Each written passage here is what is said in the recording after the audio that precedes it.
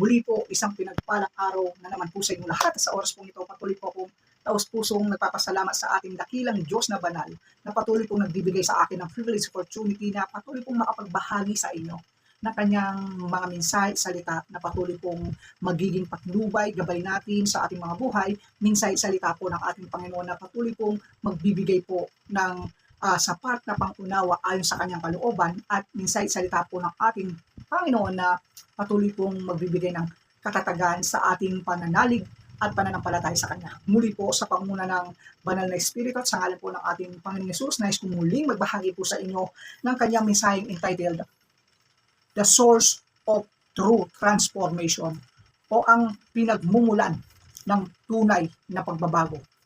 Sa mensaheng ito, nais po ng ating Panginoon na malaman natin kung saan ba talaga matatagpuan yung tunay na nagpapabago sa ating buhay o magpapabago sa ating buhay o yung tinatawag natin true transformation. At sa mensaheng ito, nais din pong ipahayag ng ating Panginoong Diyos na ang pinagmulan o ang pinagmumulan ng tunay na pagbabago sa ating buhay ay manggagaling lang po, walang iba kundi sa salita ng katotohanan o ang salita ng Diyos. Kaya po sa mensaheng ito, simpleng mensahe, pamilyar na mensahe, pero ang mensaheng simpleng ito ay magbibigay po sa atin ng sapat na kaalaman at pangunawa kung saan natin makukuha yung tunay na pagbabago sa ating mga buhay. Marami kasi ang nag-aakala na ang pagbabago ay makukuha natin sa sarili nating lakas. Di po ba? O sa mga motibasyon ng ibang tao. Hindi po doon. O may pagpupursige ka na mabago yung sarili mo, meron kang determinasyon na magbago yung sarili mo, hindi lang po doon. Alam niyo po ba kung ano talaga yung source o saan po talaga manggagaling o nanggagaling yung tunay na pagbabago sa ating buhay? Walang iba po kundi sa salita ng Diyos o yung salita ng katotohanan. Kaya po maraming mga tao na nasa loob ng church o mga taong reliyoso pero hindi naman po nababago. Di po ba? Kaya kung titignan po natin, hindi naman po lahat po ng mga nasa church o 100% or 80% or 70% ng mga nasa church ay nababago. Kasi po, ang akala nila, pagdalo sa church o yung pagsimba, yun po ay nagpapabago sa tao. Hindi po. Kaya po kahit gaano ka nakatagal na nag-church, but hindi mo po binabasa, hindi mo po minimeditate yung salita ng Diyos. At kaya hindi mo na-a-apply sa buhay mo ang salita ng Diyos. Kasi nga, hindi po tayo nagkakaroon ng oras na basahin, saliksikin, pagbulay-bulayan ang salita ng Diyos.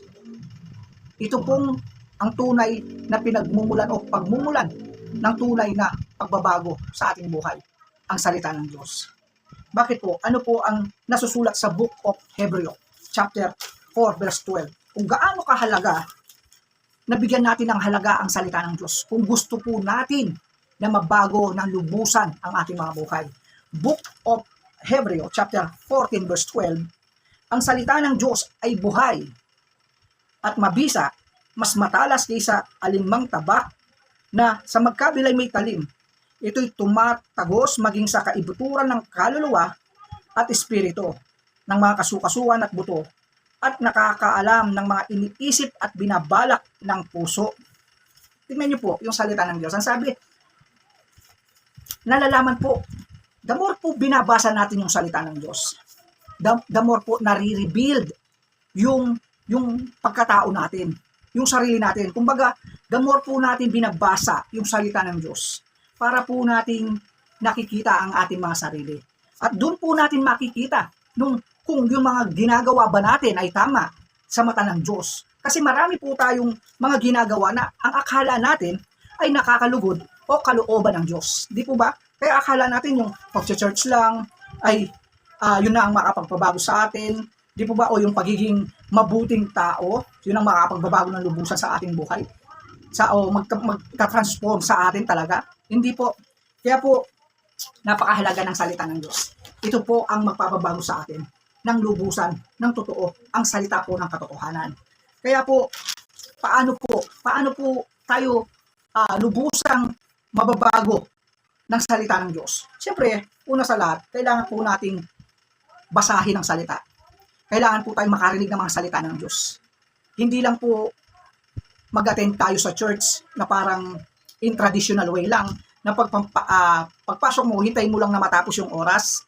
Hindi po ganon. At dapat meron po tayong nakalaan na oras sa pagbabasa ng salita ng Diyos. Dahil kung hindi po tayo magbabasa ng salita ng Diyos, hindi po natin makikita ang ating mga kamalian. Hindi po natin makikita kung ano yung mga bagay na hindi pala kalooban ng Diyos sa ating mga buhay. Kaya marami pa rin tao ang sabihin po natin na nagse-church pero hindi po sila nababago. Ma-pride pa rin po sila, mayabang pa rin po sila because hindi po sila nagbabasa ng salita ng Diyos. Hindi po nila nakikita yung sarili nila because they don't read the word of truth, yung po salita ng Diyos. Pangalawa, we need to meditate the word. Kailangan po natin pagbulay-bulayan. Kapag binabasa po natin yung salita ng Diyos, hindi po lang natin dapat ito basahin at tapos makakalimutan na natin. Kaya po, napakaganda po, kung babasahin po natin ang Bible, sinabi po doon sa Book of Joshua na kailangan po daw ni Joshua na pagbulay-bulayan yung salita ng Diyos araw at gabi upang masunod ito at masunod yung kalooban ng Diyos. Di po ba? Kaya paano po tayong mababago if we not read the Bible and if we not meditate the words of God? Ano po yung maisa sa buhay natin kung hindi po natin babasahin at i-meditate o i-memorize o pagbulay-bulay ng salita ng Diyos? At ang pangatlo, we need the application. Ayan po. Kailangan po na yung binasa natin, yung mineditate natin, ay kailangan pong i-apply natin sa ating buhay at yun po ay magbubunga ng true transformation sa ating buhay. Kaya po, mga minamahal kong mga kaibigan, mga kapatid to be close, kaya kung gusto po natin ng pagbabago sa ating buhay, kailangan po natin ang salita ng Diyos. Kung gusto po natin yung tunay na transformation, we need the words of God. Paano po natin maisa sa buhay ito? Number one, we need to read the Bible. Secondly, meditate the Bible or the words of God. And three, apply the words of God in your life. At yun po ay magbubunga ng true and a real transformation sa ating mga buhay. Kaya po sa mumunting mensahe pinagkaloob po sa atin ng ating Panginoong Diyos sa oras na to, patuloy po ako nagpapasalamat sa ating dakilang Diyos na banal for continually na pagsubo niya po sa atin ng mga simpleng mga mensahe, pero kung ito po'y patuloy nating pangahawakan at isa sa buhay, tayo nga po ay tunay na mababago sa ating buhay. Muli po, lahat ng papuri, pasalamat, pagdakila ay patuloy kong ibinabalik sa Diyos at sa ating dakilang Panginoong Yesus. Amen. God bless all.